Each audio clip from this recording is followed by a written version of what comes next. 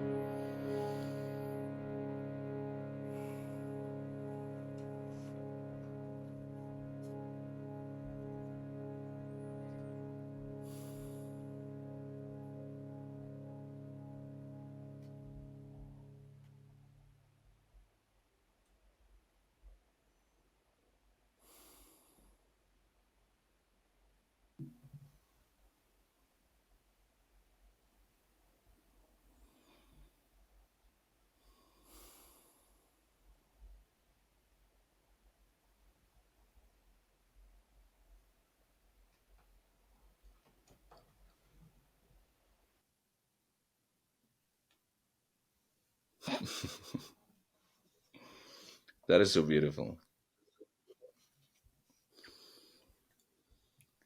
Nina, thank you so much. Thank you. Thank you. I really appreciate it. Thank you.